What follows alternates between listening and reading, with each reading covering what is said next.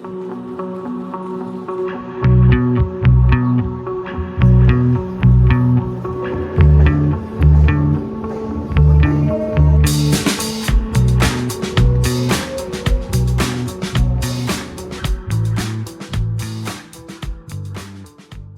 everybody, this is Marian and welcome back to my channel. Today's video is a pretty exciting one. I went to a used book sale yesterday and it's one that I've been to many times before. In the town that I grew up in, which is Lancaster, every summer they have a big book sale with so many used books that people donate, and all the proceeds go to the local libraries. And I grew up going to this book sale because my mom would take my brothers and the prices are so good. If I remember correctly, paperbacks are 50 cents, hardcovers are $1, and then there's like specially priced fiction for like newer books, games, puzzles. I think they even have like encyclopedias. They put bundles together of series books. There's just so many different options, and I'm really excited to share with you that I went yesterday. I had a great time, and I'm going to share my haul with you. Getting there was very interesting. The book sale started at 7 a.m. and I knew I wanted to get there right when it started because that's when all the good books are available. So what I did was I got there around 7:05, and as it turns out, the parking lot was completely full, so they had to reroute us to overflow parking, and that was fine. That was just like right across the street. So I got there, I parked, and then I headed into the book sale, and per usual, there was just so much to look at. I'm going to insert some clips here to show you just so you can see like how big it was, how many people were there, how many books were there. I think on the flyer it said like 250,000, which crazy. When I was a kid, actually, they used to hold the book sale at the local roller rink, and it was really funny because like it feels so weird to be inside the roller rink while you're not skating, but they would just fill the room with card tables and books. And I would always go to the kids section and look for like Babysitter's Club, Goosebumps, Sweet Valley High when I was a little bit older. I also really liked Beverly Cleary, Judy Blume, all those yearling paperbacks. You know what I'm talking about. If you know, you know. But honestly, I think it just got too big where they had to move out of that area. So now it's held at Franklin and Marshall College, which is in Lancaster City. And it's in a very walkable area because, you know, the college is right there, all the college buildings. So I had a very pleasant morning. It was beautiful. It was so fun to just like walk around the city a little bit. But yeah, without further ado, let me share with you my book haul because I want to. All right, hello everybody. I'm on a different day now, and you're going to have to bear with me because I'm filming one-handed at the moment. But this is my book stack, my books that I got at the book fair, and I'm going to just give you a quick TBR, show you my haul of everything that I got. But before we do that, let me just show you my receipt here real quick. I spent $37.63 with tax, and I think that is a very good bargain. Look at it. Yes, that's a bargain indeed. Let's start from the top of the list and we'll just work our way down. This is Things I Learned from Knitting, Whether I Wanted to or Not by Stephanie Pearl McPhee. And she has a popular blog called The Yarn Harlot, and I actually got this for my mom because she's a big fan. Next, we have Kneaded to Death, a Bread Shop Mystery by Winnie Archer. And I don't know what this is about, but the cover was so cute. It has a little pug on the front, and it says it's the first in a new series. I'm not sure how new it actually is, but I'm looking to start some more cozy series soon, so I thought this might be a good one to start with. We have Honeymoon by Susan Elizabeth Phillips.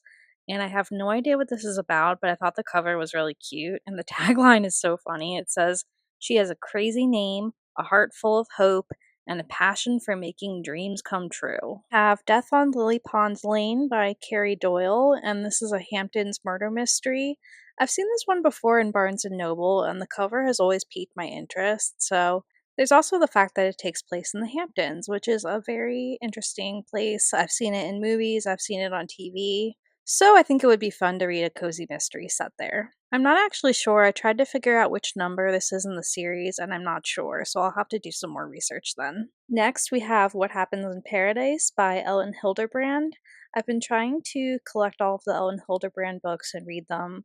I probably have read about 6 or 7 so far, but I know there's a ton more to get through, so this is going to be added to my collection. The Lost Bookshop by Evie Woods. Tagline says, "How far will you go to find your story?" I feel like I've heard of this one before, and I'm not really sure what it's about, but I decided to take a chance and add this to my TBR list. Here we have The Matchmaker by Ellen Hilderbrand. This is one that I haven't read before, and so I'm looking forward to adding this to my TBR list. Jodi Picoult, Wish You Were Here. I actually listened to this audiobook last year and I loved it so much.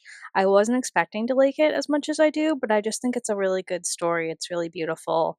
Kind of weird because it takes place during COVID and it's a little soon, in my opinion, to be writing about that kind of stuff. But the story just really worked, and I know that I want to read this again, so I decided to pick it up while I had the chance. We have Ellen Hilderbrand, Winter Stroll, which is part of the Winter Street series. I believe this is book one, and I was actually checking my bookshelf before I started filming, and I do already own this one, so I guess I'll be dropping this copy off at the little free library down the street. Hope This Finds You Well by Natalie Sue. I don't know a lot about this one, but it seems like it's a workplace rom-com, and that is right up my alley. The Sparkling One by Susan Mallory. I have read quite a few of her books and I've really enjoyed them. Some of her books are more romance, others are more women's fiction. This is one that I haven't read before, and honestly, the cover is just really adorable and it piqued my interest. I'll Be Home for Christmas by Jenny Bayliss.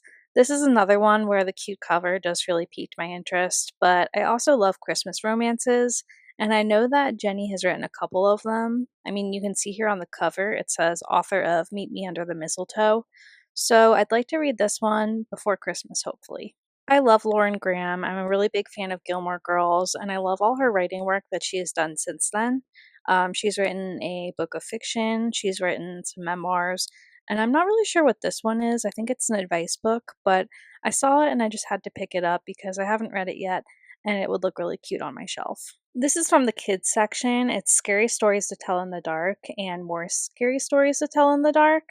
And I just thought, a blast from the past. I thought I might want to check these out. I'm a big chicken when it comes to scary stuff, so I don't even know if I would like these or not. I know I'm an adult and these are for kids, but like I said, I really don't do well with scary stuff.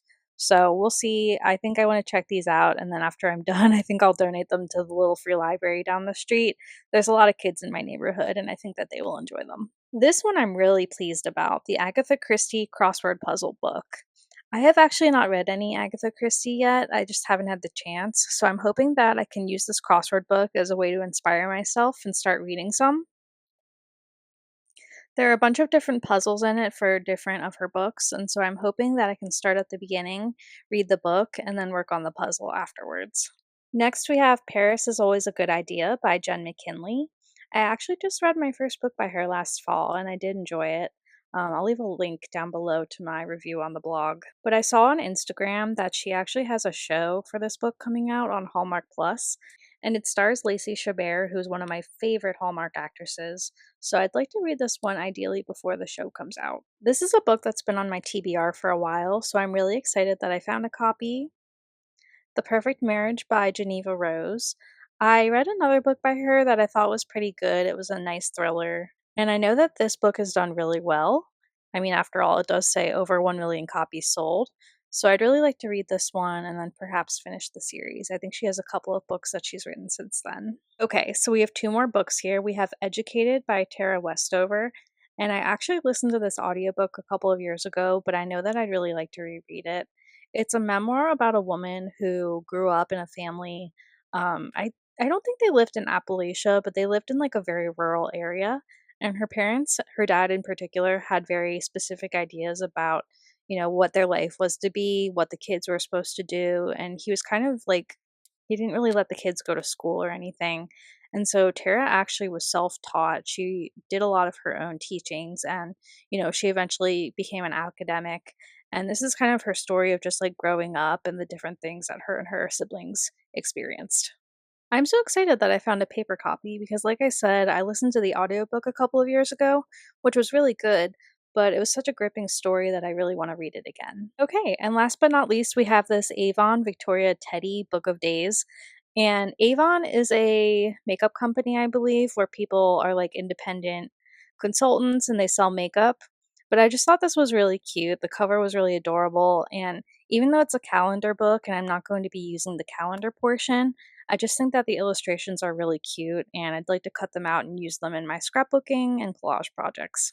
So there you have it. I have quite the number of books added to my TBR list now. And I'm happy about that. I'm good with that because it's always good to have extra books added to your TBR list because that way you never run out of anything good to read.